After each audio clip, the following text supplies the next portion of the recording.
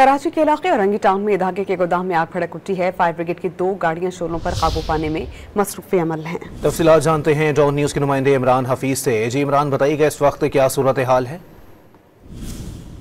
देखिए, ये जो सूरत हाल है वहाँ पर जो औरंगी टाउन जो अस्पताल के करीब जो है वो एक गोदाम में जो है आग भड़की थी। फायर ब्रिगेड के 2 फायर टेंडर जो है वहाँ पर पहुंच गए थे मौके पर।